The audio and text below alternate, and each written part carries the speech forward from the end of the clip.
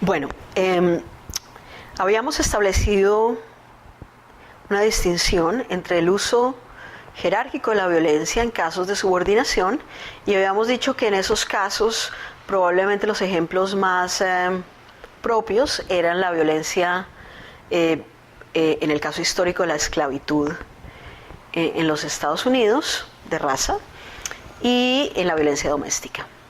Y hablamos de otro tipo de uso de la violencia que nombramos como excluyente dando el ejemplo del Holocausto, pero yo quisiera retomar el tema diciendo que la violencia contra las poblaciones LGBT son potencialmente, o tienen siempre el potencial de volverse este tipo de violencia excluyente.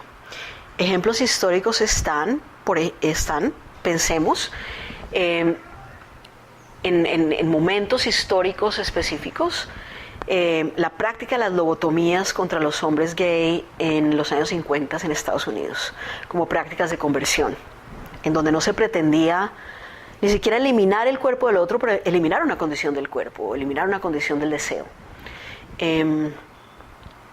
Ese podría ser uno de los ejemplos, igual el ejemplo de los ataques a las mujeres transgénero.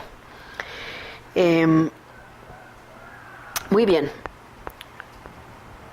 Si podemos hablar de la violencia unida al prejuicio, también podemos tratar de hacer una distinción entre la violencia y los crímenes de odio. Terminamos el segmento anterior diciendo que hay ciertas violencias que se convierten en delitos, o hay ciertas violencias que se tipifican y otras violencias que no.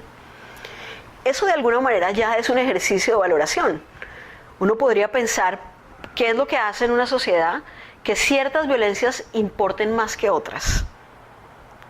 Igual, eso se vuelve una pregunta sobre los cuerpos. ¿Por qué la violencia ejercida sobre ciertos cuerpos genera más atención y más cuidado que la violencia ejercida sobre otros cuerpos? Y eso es lo que de alguna manera se plantea cuando planteamos el problema de los crímenes de odio. Hemos argumentado, yo he argumentado y muchos colegas que trabajan en estos temas han argumentado que muchas veces la noción de crímenes de odio está mal usado, porque se usa en sociedades que no tienen la violencia, digamos, unida a la sanción que implica la intervención del derecho. Es decir, está la violencia y está un delito que tipifica esa violencia.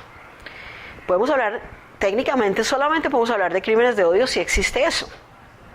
Si existe una tipificación de ese tipo o de esa conducta. En Colombia específicamente, a partir de la ley de discriminación, lo que tenemos es un agravante que de alguna manera puede ayudar a entrar a la condición de crimen de odio, pero es un agravante sobre ciertas conductas.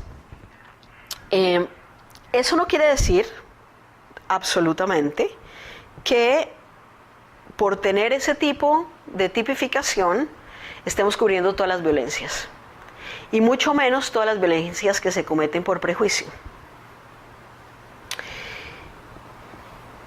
En el trabajo, digamos, de recopilación de este tipo de procesos y ese tipo de eventos que han tenido algunas de las organizaciones de la sociedad civil en Colombia, hemos venido usando la expresión violencia por prejuicio para tratar de recolectar información sobre este tipo de asuntos. ¿Cuáles son los elementos que tenemos para hablar de violencia por prejuicio en el sentido de lo que implicaría un crimen de odio?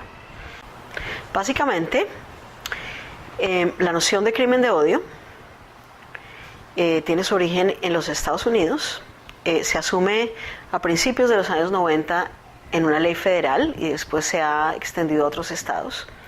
Y tiene una definición en ese contexto que nos sirve para entender lo que tal vez quisiéramos hablar nosotros aquí. Y es que la conducta violenta, que los crímenes de odio se refieren a la conducta violenta ejercida contra una persona en razón de una característica real o percibida de esa persona. Esas características que se unen a la noción de conducta violenta son el tipo de características que supuestamente están proyectando o representando los prejuicios que existen en una sociedad.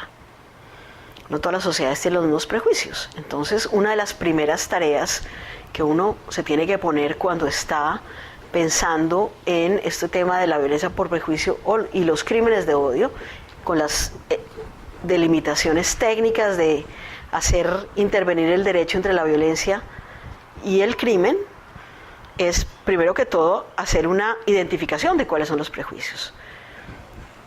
De cierta manera, muchas sociedades contemporáneas comparten, sobre todo, prejuicios de raza, prejuicios de orientación sexual, prejuicios de identidad de género, y que esto que yo llamo prejuicio también representan como fracturas sociales, espacios de choque social frente a las diferencias.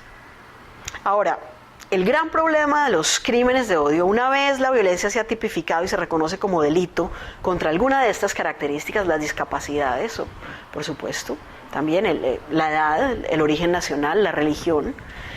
Una vez estos espacios o estas categorías se han identificado, el problema más grande que enfrentan los crímenes de odio es el problema de identificar y hacer obvia la motivación de un crimen, porque no siempre se puede percibir de manera directa.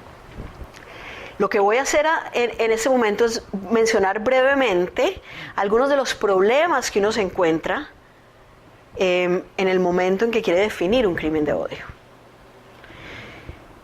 Primero, para que haya un crimen de odio, el prejuicio siempre tiene que estar presente.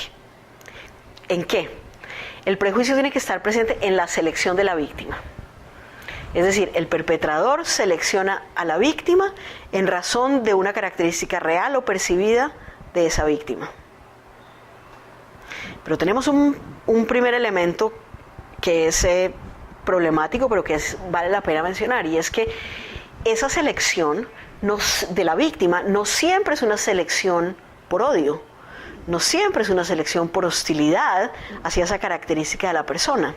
Y eso nos genera una distinción que puede ser muy interesante a la hora de debatir este problema, que es, en ciertos espacios, el prejuicio está presente porque yo selecciono a la víctima, pero la selecciono porque su condición me parece de vulnerabilidad y por lo tanto yo puedo manipularla para acceder a otro fin. Por ejemplo, en los casos de hurto.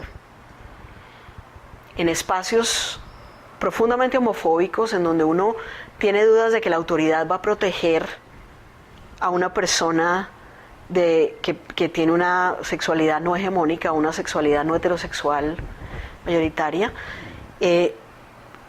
probablemente los perpetradores prefieren robar a una persona porque esta persona va a tener menos posibilidad de defenderse frente a la autoridad que si lo hiciera una persona que es participante de la identidad sexual o la orientación sexual de la mayoría.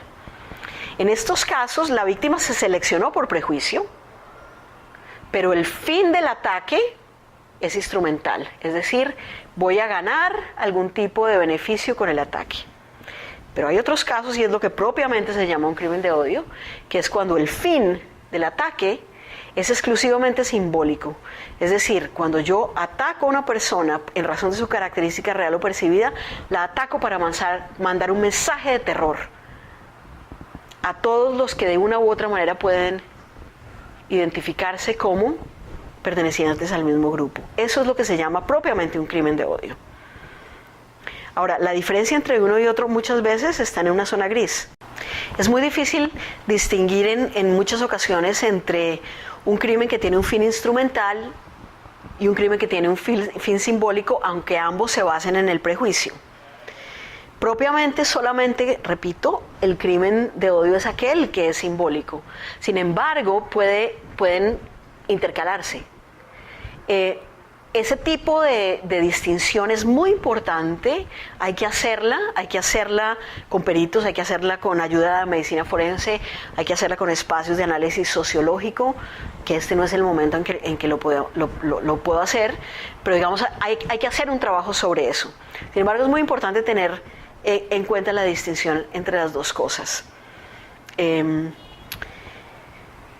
Ahora bien, una vez el crimen, el crimen de odio, incluso las violencias de una u otra forma han sido tematizadas en estas categorías de ataque y han sido, digamos, han recibido cierta atención, por ejemplo, de la autoridad, uno se enfrenta como a dos posibles caminos. Un primer camino, y es el camino que ha sido más interesante, es como la necesidad que tienen los grupos vulnerables de que los estados se comprometan a hacer diagnósticos de este tipo de violaciones. Si para algo sirve tener estas leyes, si para algo sirve, digamos, establecer este tipo de violencias como delitos, es básicamente para mostrar la necesidad de hacer un diagnóstico de cuál es el estado del prejuicio y de la violencia contra estas comunidades en la sociedad. El otro, un poco más debatible y que ha tenido variaciones en distintas partes de la sociedad y de los grupos, es lo que se espera o lo que se quisiera determinar con los agravantes a la pena, que es como, digamos, lo que pasa en la mayoría de las legislaciones que han asumido esto, que es que han aumentado las penas para a quien se le pueda comprobar que hace este tipo de ataques basado en el prejuicio. Eso es un debate que vale la pena tener. Mi propia posición es que sería muy interesante tenerla dependiendo de qué tan homofóbico es el sistema jurídico completo. Muchas veces sería muy importante reducir la impunidad antes que aumentar las penas. Y que el sistema jurídico en sí fuera, digamos, se eliminaran los rasgos homofóbicos por omisión o por acción, y que la impunidad empezara realmente ahí. La lucha contra la impunidad empezara realmente ahí, en lugar de que todo se redujera a aumentar las penas a un individuo. Entre otras cosas porque si el prejuicio es social, el individuo en los ataques por prejuicio, por lo general, siente que está actuando, lo que yo llamo la lógica paramilitar, reemplazando al Estado en algo que el Estado no está haciendo, pero que la sociedad está pidiendo. Desde luego estoy partiendo de la idea de que cualquier prejuicio establecido por una diferencia social que proviene de una jerarquía de poder, tiene que ver con un proceso de justicia, tiene que ver con un proceso de justicia social en donde la diferencia se borre y el derecho y las políticas sociales respalden y las posibilidades de vida ser iguales para todos, independiente de las diferencias. Las diferencias no tendrían que importar.